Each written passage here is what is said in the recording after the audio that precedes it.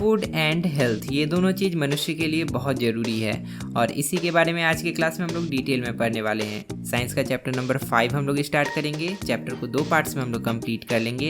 ये इसका first part है और जब इसका सेकेंड पार्ट आएगा तो उसका लिंक आपको पिंड कमेंट में मिल जाएगा। आपकी क्लास के ऑलमोस्ट हर सब्जेक्ट्स का वीडियोज़ इस चैनल पर अवेलेबल है। उनको देखने के लिए सिंपली आपको इस चैनल के प्लेलिस्ट में जाना है, जहाँ पर अलग अलग कैटेगरीज में आपको हर क्लासेस के वीडियोस मिल जाएंगे और यहाँ से आप अपने क्लास के वीडियोस को कभी भी बिल्कुल फ्री में देख सकते हैं। इस चैनल को सब्सक्राइब करके बेल आइकन को प्रेस भी कर लीजिए ताकि जब भी हम आपके क्लास का कोई भी वीडियो अपलोड करें उसका नोटिफिकेशन आप तक पहुँच जाए।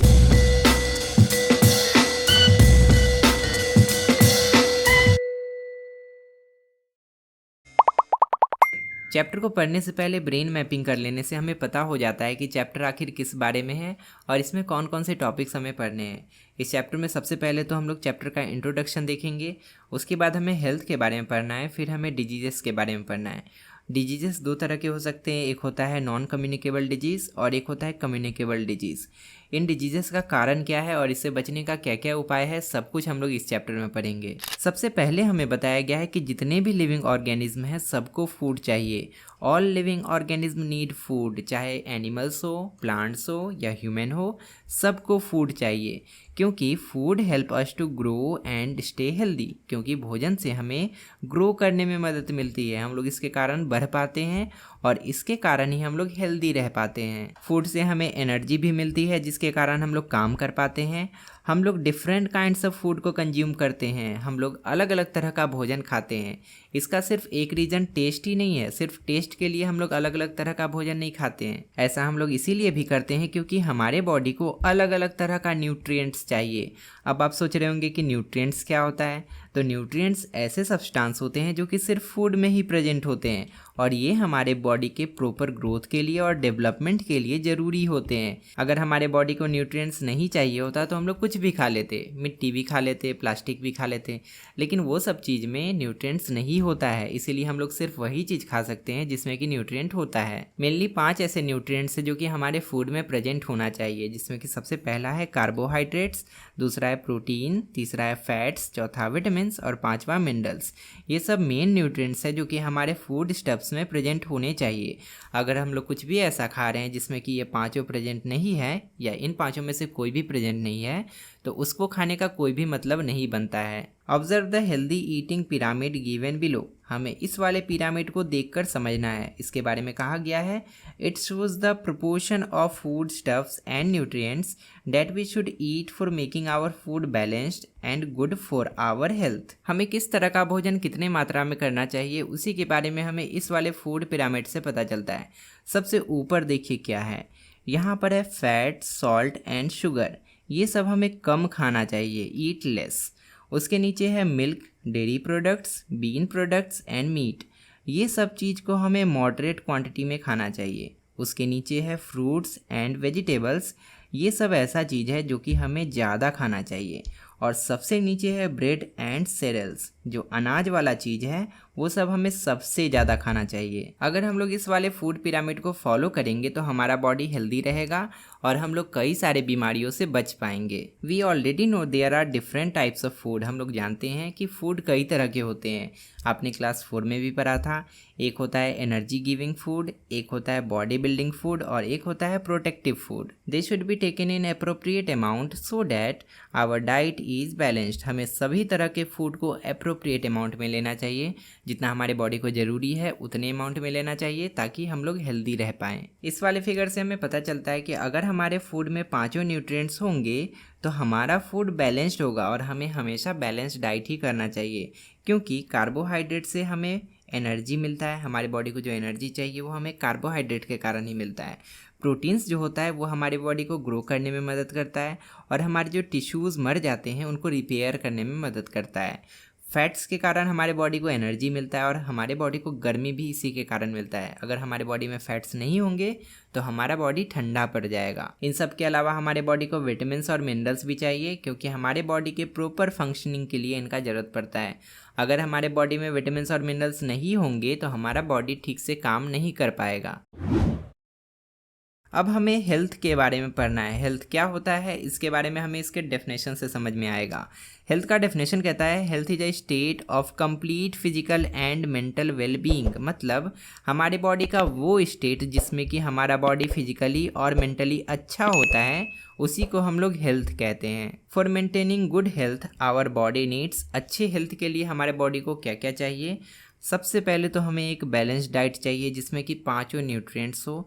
उसके बाद हमें रेगुलर एक्सरसाइज चाहिए, रोज़ हमें व्यायाम करना चाहिए। उसके बाद हमें प्रॉपर रेस्ट चाहिए, हमारे बॉडी को आराम भी चाहिए। उसके बाद हमें गुड पर्सनल हाइजीन चाहिए, हमारे बॉडी को साफ़ सफाई भी चाहिए। और सबसे अंतिम में हमें चाहिए क्लीन एंड हाइजीन सराउंडिंग, मतलब हमारे आसपास का एरिया भी साफ़ सुथरा होना चाहिए। If we do not fulfil these needs of our body, अगर हम लोग इन सभी नीड्स को फुलफिल नहीं करते हैं, we may fall ill and get disease, हम लोग बीमार पड़ सकते हैं और हमें कोई भी बीमारी हो सकती है। हमारा अगला टॉपिक है डिजीजेस, मतलब बीमारियाँ। डिजीज़ का डेफिनेशन कहता है a disease is any defect और abnormality found in the body. मतलब किसी तरह का खराबी या किसी तरह का असामान्यता जो कि हमारे बॉडी में हो जाता है, उसी को हम लोग डिजीज़ यानी कि बीमारी कहते हैं। बीमारियाँ क्यों होती है उसके बारे में यहाँ पर बताया गया है। इसका दो कारण है। डिजीजेस में cause due to malfunctioning of some body part, अगर हमारा कोई बॉडी पार्ट ठीक से काम नहीं करता है तो उसके कारण बीमारियाँ हो सकती है।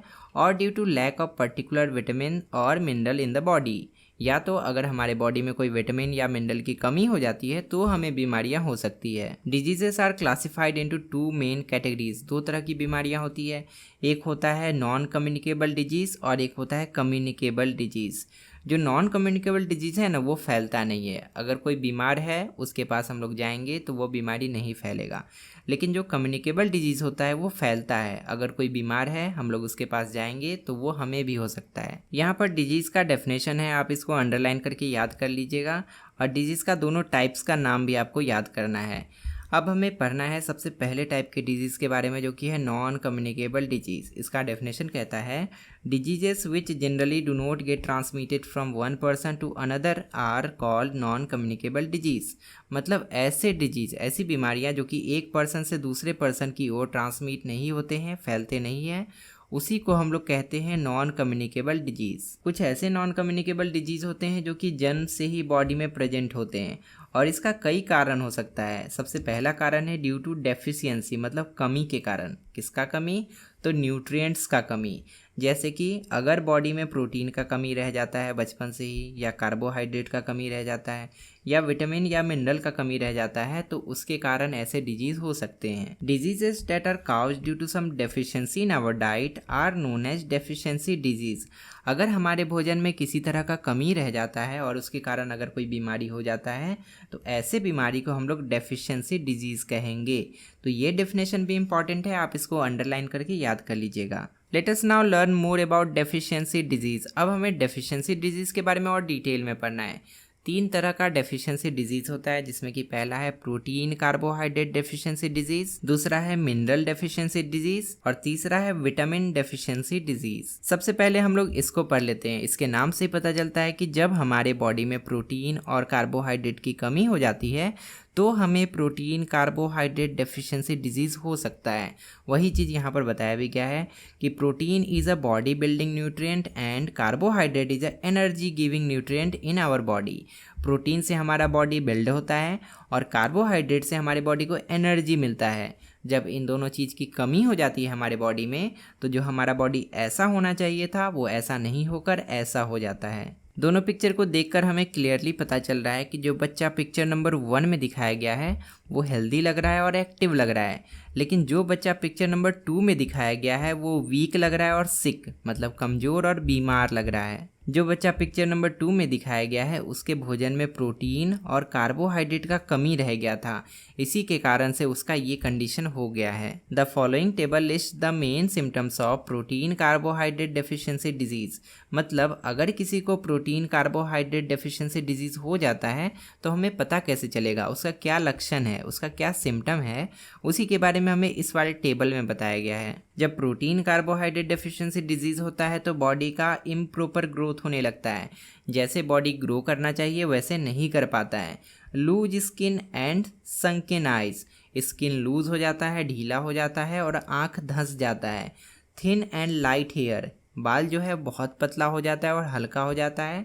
Person is inactive and gets tired easily, जो आदमी है या जो बच्चा है वो इनएक्टिव हो जाता है और बहुत आसानी से थक जाता है, तुरंत थक जाता है थोड़ा सा काम करने के बाद भी। ये चारों सिम्टम अगर हमें किसी में दिखाई देता है तो इसका मतलब ये हो सकता है कि उसको प्रोटीन कार्बोहाइड्रेट डेफिशिएंसी डिजीज़ हो चुका है और इसको ठीक करने के लिए प्रोटीन इंटेक और कार्बोहाइड्रेट इंटेक को बढ़ाया जा सकता है। Children in the age group of 6 months to 3 years often suffer from this type of deficiency disease if they do not get proper balanced diet।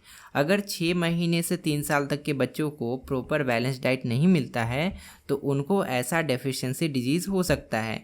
इसीलिए हमें ध्यान देना चाहिए कि जो बच्चे हैं उनका डाइट जो है बैलेंस्ड रहे, उनको हर तरह का न्यूट्रिएंट मिलता रहे। अब इसके आगे हमें मिनरल डेफिशिएंसी डिजीज़ के बारे में पढ़ना है, लेकिन इसके आगे जितने भी टॉपिक्स बचते हैं उसको हम लोग पार्ट 2 में पढ़ना शुरू करेंगे और पार्ट 2 में ही हम लोग बचे हुए सभी टॉपिक्स को कंप्लीट कर लेंगे। अगर आपको इसका पार्ट 2 भी चाहिए तो आप कमेंट करके जरूर बताइएगा। अब तक आपके साइंस के जितने भी चैप्टर्स को मैंने कंप्लीट करवा दिया है उनके वीडियोज़ को देखने के लिए लेफ्ट साइड में क्लिक कीजिए और इसके बाद वाले क्लास का वीडियो देखने के लिए राइट साइड में क्लिक कीजिए। फिलहाल इस वीडियो में इतना ही, मिलते हैं अगली क्लास में बहुत सारे नए टॉपिक्स के साथ।